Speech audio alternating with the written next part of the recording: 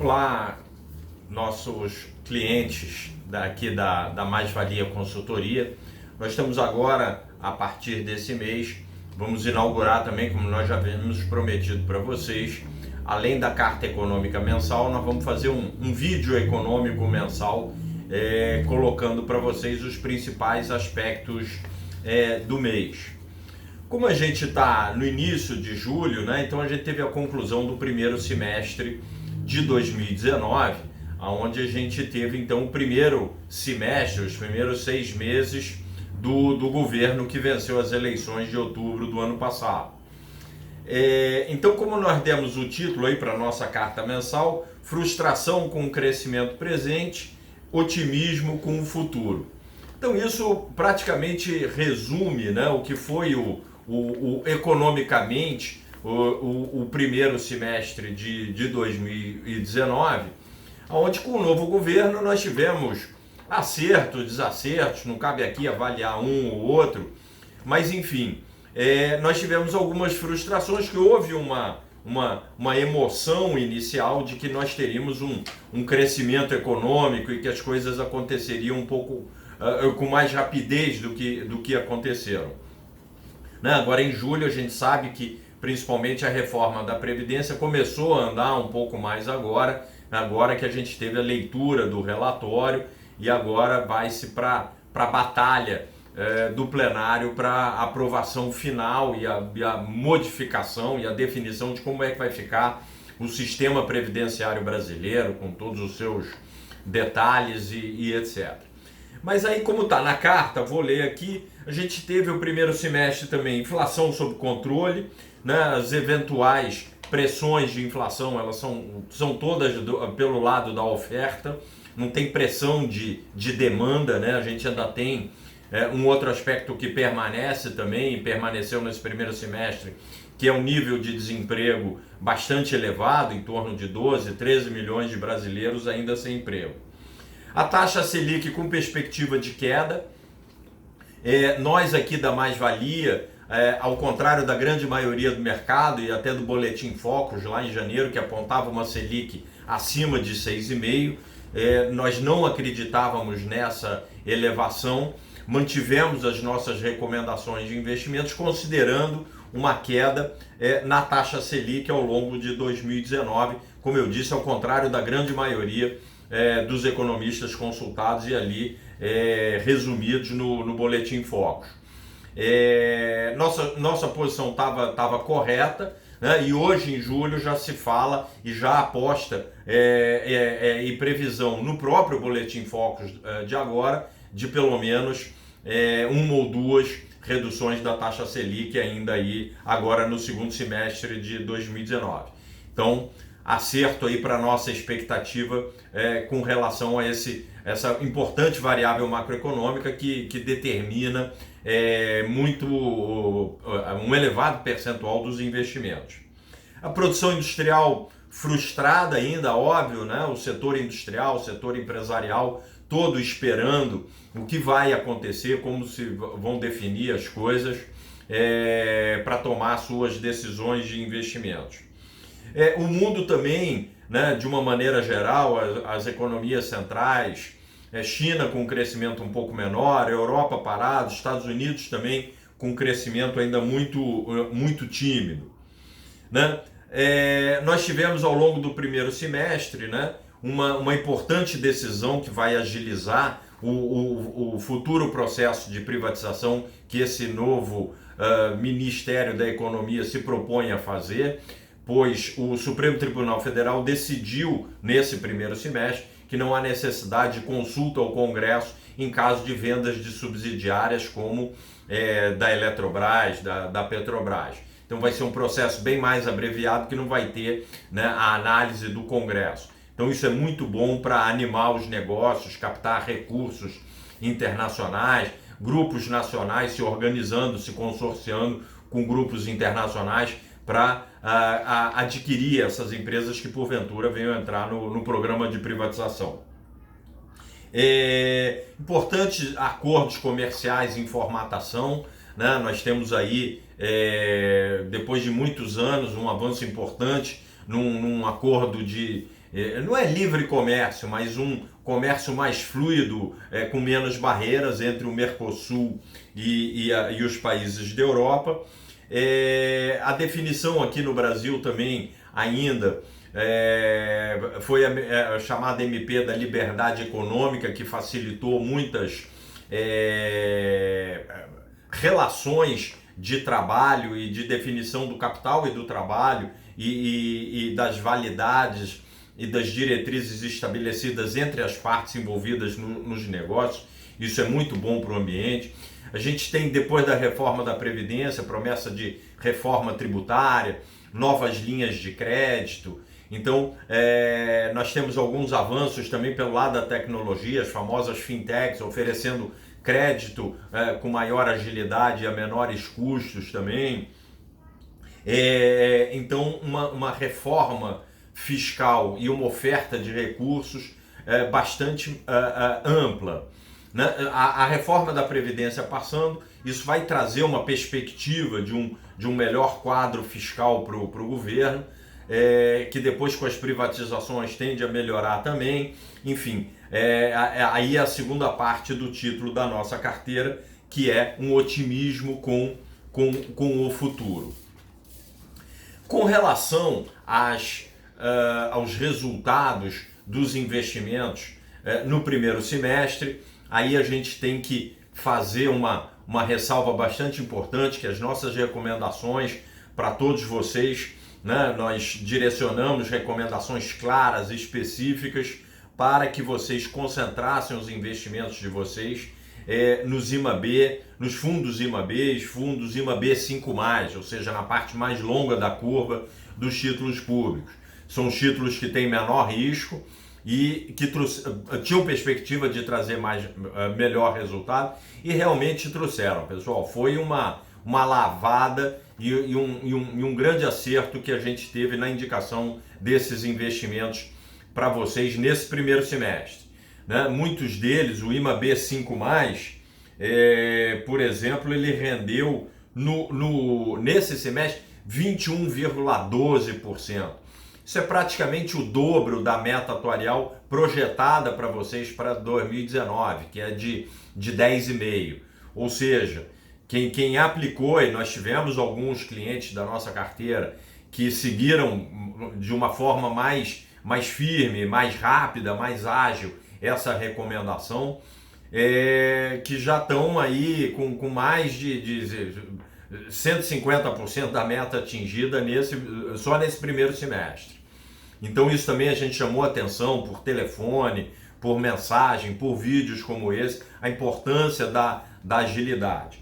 Os fundos IMAB renderam 15,21%, o índice IMAB, né? Tiveram fundos que renderam um pouco mais, um pouco menos, mas 15%. Pessoal, 15% num semestre é uma rentabilidade excepcional, com um risco muito baixo, porque são fundos de título do governo. Essa na renda fixa foram nossas recomendações expressas, né? Desde outubro do ano passado que a gente vem corrigindo e sugerindo a aplicação de vocês. Aqueles que optaram nesse período, né, e nesse semestre para ficar no IRFM1, né, o IRFM1 rendeu 3,32%. Então, uma rentabilidade muito acanhada. Os fundos do CDI, o CDI rendeu 3,08%. Então, também uma coisa muito acanhada. Nossa recomendação era, olha, sai do CDI e vai para o IMAB. Sai do IRFM1, vai para o IMAB, IMAB 5+. Isso nós fomos bastante insistentes e acredito, né, que ao longo do segundo semestre essa situação vai permanecer.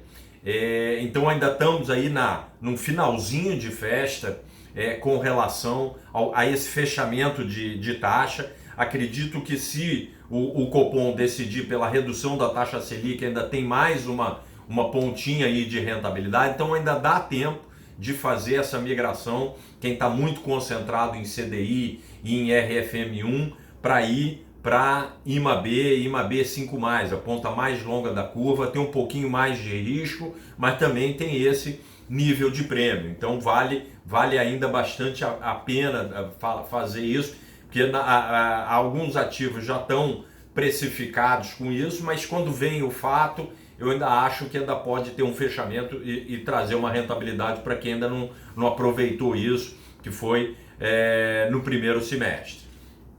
Tá legal? Então nossa recomendação ainda permanece essa, reduzir a exposição de CDI e RFM1 para IMAB e IMAB 5+.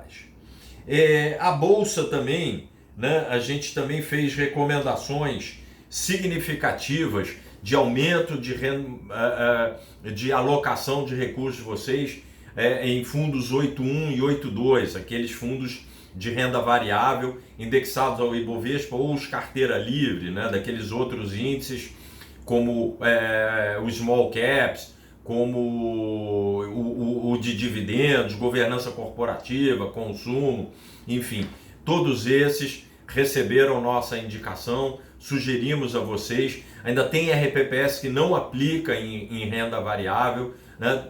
Prestar atenção nisso, porque o grande ganho que a gente acha que nós ainda vamos ter em 2019, 2020, 2021 vai vir dos fundos de renda variável. Então está na hora de começar a fazer esses investimentos ou aumentar, chegar a níveis de 20%, 25% aí ao longo dos próximos meses. É uma recomendação expressa que a gente coloca aqui claramente para se fazer isso, porque todo esse ambiente que está sendo mexido e que vai ganhar aí bastante atividade, bastante evidência, bastante modificação depois da reforma da Previdência, vai favorecer muito esse ambiente, o resultado das empresas, o ambiente corporativo, e isso muito reflexo na Bolsa também. Então vem rentabilidade boa aí em fundo de ações, então está na hora de aumentar os investimentos, e quem ainda não começou está, na minha opinião, bastante atrasado, tem que começar, tem que fazer isso. Vocês são investidores de longo prazo, tem que fazer isso. Tá legal? Então essas são nossas recomendações. Estamos aí na carta esse mapa. A gente pode, né, disponibilizar também ele em separado, mas ele está aí na carta mensal aí para vocês, e são essas as nossas recomendações. Vamos continuar acompanhando o cenário de perto, mas a gente está com bastante convicção no que a gente está falando e a gente acredita nisso, e aí estamos transmitindo para vocês para reforçar toda essa opinião e esse resumo do primeiro semestre e as perspectivas de investimentos aí para o segundo semestre. Tá legal, pessoal? Vamos lá, bons negócios, bom segundo semestre de 2019 para todos nós. Sem dúvida nenhuma, o ano que vem vai ser um ano um pouco mais difícil, né? Nós não vamos ter esse nível de juros, esse fechamento de juros forte que a gente teve de 2018 para 2019. Só para vocês terem uma ideia, né, as NTNs-B mais longas estão pagando a variação do IPCA mais 3,70, 3,75, quando vocês precisam ter de meta atuarial variação do IPCA mais 6%. Aliás, até com a nova portaria do cálculo atuarial que saiu, vai ser alguma coisa entre 5,80% e 6%, dependendo do passivo atuarial de cada um de vocês. Então a meta atuarial vai cair um pouquinho, vai exigir um pouco mais, mas ela ainda está bastante alta. Ou seja, repetindo, segundo a nova legislação, a meta atuarial de vocês vai ficar entre variação da inflação pelo IPCA, pelo INPC, mais de 5,80% a 6%, basicamente, nesse intervalo aí, dependendo do que chama da duration do passivo, ou seja, o prazo médio em que todos os servidores vão morrer aí no seu instituto, segundo os dados estatísticos e do seu cálculo atuarial, mais ou menos isso. E os títulos públicos, né, os mais longos, os que pagam mais taxa, estão rendendo IPCA mais 3,70, 3,80. Então você vê que tem muita diferença aí, não dá para conseguir rentabilidade só aí, né? Nós vamos ter que buscar aí em outros segmentos com um pouquinho mais de risco, um pouquinho mais de volatilidade, e aí a Bolsa aparece como a grande alternativa, os fundos do segmento de renda variável, onde, segundo a resolução 3922, vocês podem aplicar até 30% do patrimônio de vocês. Tá legal? Então a recomendação é elevar isso aí, ficar de olho nisso. Quem está aqui acompanhando a gente nos vídeos, ou pela consultoria, ou pela Mais-Valia Educação, vai ter essas indicações e a gente vai estar aqui acompanhando para passar isso para vocês e dar a nossa opinião e tentar continuar acertando como a gente foi aí feliz nas nossas projeções, nas nossas expectativas, nos nossos estudos, né? Toda a equipe da Mais-Valia se envolve bastante nisso, né? Mas tem uma equipe por trás que suporta isso tudo. Nós estamos muito felizes, né? Estamos só relatando, não estamos comemorando vitória. Vamos para o final do ano, porque, como se diz no futebol, o jogo só termina quando acaba, né? Mas em dezembro a gente vai voltar a falar isso e pegar o ano todo. Mas estaremos aqui mês a mês fazendo as nossas recomendações e os nossos comentários. Tá legal? Um abraço a todos, bons negócios, vamos seguir em frente. Até já.